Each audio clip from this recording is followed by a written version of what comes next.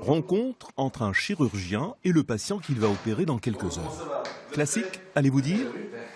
Pas tout à fait. Regardez bien ce que le médecin tient dans les mains. La réplique en 3D du rein du patient. Cela lui permet d'observer la tumeur qui va en être extraite. Cette modélisation, grâce à l'imagerie médicale, permet au chirurgien d'enlever la tumeur et de préserver au mieux la fonction rénale du patient.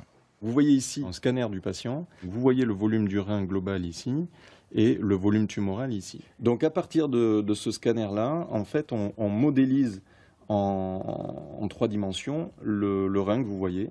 Et donc ça nous donne ce type de fichier qui nous permettent d'avoir une évaluation à la fois de la distribution artérielle, comme je vous l'ai montré là, mais aussi la distribution des branches veineuses qui apparaissent en bleu, de la tumeur elle-même et de l'ensemble du volume du rein. On peut envoyer ce type d'information à une imprimante 3D qui va nous permettre d'avoir l'équivalent en modélisation, cette fois-ci, non plus virtuelle sur l'écran, mais une modélisation physique. Cette intervention, parmi les plus complexes de la chirurgie urologique, est réalisée à l'aide d'un robot piloté par le chirurgien. Le travail préalable de repère est effectué par les scanners. Toute la difficulté est de respecter au maximum le réseau entrelacé d'artères et de veines. Ce qu'on va proposer aux patients, c'est de faire une chirurgie conservatrice qui consiste à enlever la tumeur et à conserver un maximum de reins fonctionnels de façon à préserver sur le long terme du mieux possible sa fonction rénale. Au-delà de l'intérêt technique pour le chirurgien, cette modélisation en 3D améliore la qualité de l'information dispensée aux patients. Elle facilite la compréhension de la pathologie et de l'intervention proposée.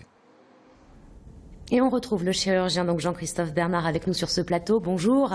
On vient de le voir, c'est une avancée incroyable pour le patient, certes, mais aussi pour le médecin. Oui, alors je crois il faut bien comprendre la modélisation 3D. Il y a toutes les étapes préalables à l'obtention du modèle imprimé en 3 dimensions.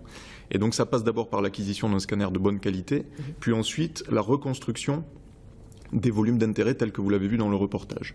Et à partir de cette reconstruction virtuelle, on obtient le modèle imprimé en 3 dimensions. Alors pour les médecins, ça change quoi? Davantage de précision?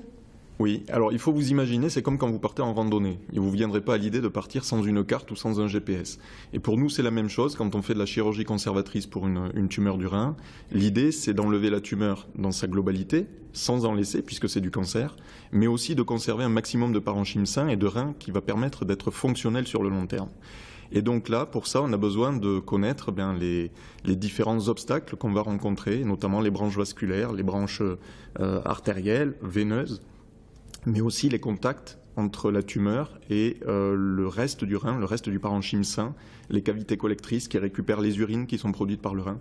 Donc ça nous donne une sorte de cartographie en 3 dimensions qui nous permet d'appréhender la situation et de planifier la chirurgie. Et est-ce que pour le patient, ça lui permet aussi de mieux appréhender sa maladie? Voilà, alors ça exactement, c'est un des apports vraiment considérable de l'impression 3D, c'est que ça permet au patient d'avoir dans sa main son propre rein à échelle 1 et de comprendre ce qu'on lui explique. Jusqu'ici, on expliquait en s'aidant de coupes de scanners, mais bien évidemment, les patients, c'est difficile pour eux. Alors, on faisait des schémas, mais c'est une compréhension qui est complexe. C'est des choses qui sont difficiles à capter pour un patient. Et donc là, d'avoir son propre rein à échelle 1 dans sa main, ça nous permet d'expliquer, de lui montrer où est la tumeur, quels sont ses contacts avec les éléments vasculaires et d'expliquer les risques de cette chirurgie. Merci Jean-Christophe Bernard pour ce décryptage sur le plateau du 12-13.